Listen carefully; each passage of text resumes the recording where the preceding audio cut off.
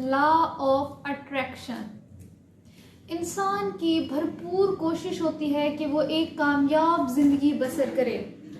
इसकी खातिर हर बंदा मुख्तलिफ हरबे इस्तेमाल करता है। देखा गया है कि इसकी असूल हर कोई खातिर खता नताइज बरामद करता है। ऐसा राज जो आपकी दौलत शोहरत सब देता है, एक राज जो दुनिया के हर अजीम इंसान को मालूम होता है, एक ऐसा राज जो कि कामयाब जिंदगी देता है। इसका नाम है लॉ ऑफ अट्रैक्शन, आसान लफ्जों में पुरकशिश कानून। इस राज के क्या कमालात हैं? इस कानून की नुक्ताचीनियों में सबसे पहले आपको एक मिसाल देना जरूरी है। ये कायनात बेशुमार कवानीन के तहत चल रही है। अगर इस दुनिया के कवायद व ज़बूत खत्म हो जाएं तो ये एक दुनिया तबाह बर्बाद हो जाएगी। फर्ज करें एक इंतहाई नेक इंसान है और एक गुनहगार इंसान है। दोनों एक इमारत से छलांग लगाते हैं, दोनों ही जमीन पर आकर गिरेंगे, क्योंकि कुदरत ये नहीं देखेगी कि एक नेक है और एक गुनहगार है। कानून पुरकशिश की तारीफ ये है कि आपकी जिंदगी में वो कुछ होगा जो कुछ आप सोच रहे हैं। मज़ीद सादा अल्फाज में इसका मतलब ये होता है कि आप मस्बत सोच के हामिल हैं तो आपकी जिंदगी में सब कुछ अच्छा होता चला जाएगा, और अगर आप मनफी ख्यालात की जहनियत रखते हैं तो आपकी जिंदगी में सब कुछ उलट होगा।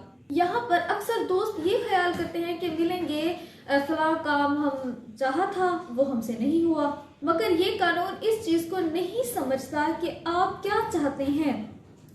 ये सिर्फ आपकी सोच को पढ़ता है, आप किस वक्त क्या सोच रहे हैं। ज़माने कदीम के लोग जो इस कानून को जानते और समझते थे वो किस बशर से इसका जिक्र नहीं करते थे, मगर आज आप सब इस किताब के हवाले से खजाने की चाबी दी जा रही है जिससे कामयाबी आपके कदम चूम सकती है।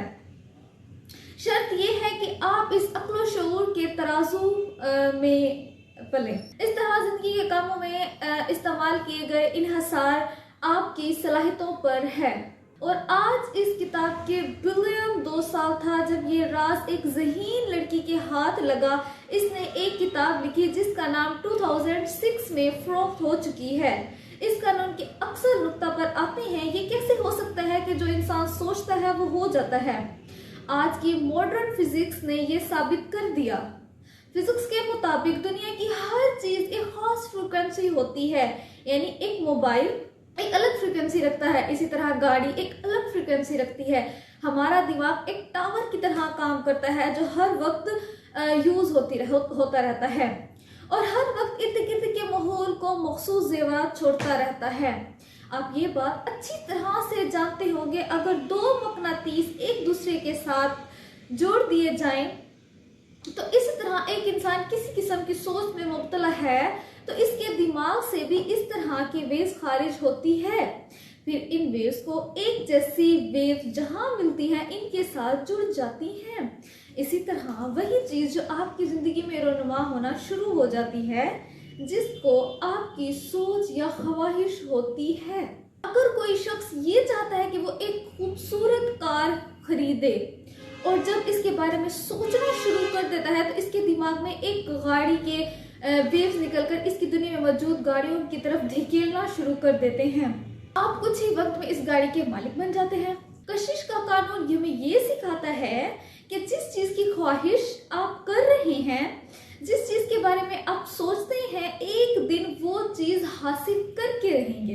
पहला मरहला है मानना। सबसे पहले आपको ये तय करना है कि आप क्या चाहते हैं, फिर अल्लाह से दुआ करें कि ए अल्लाह, ए मालिक, मुझे वो चीज अता कर।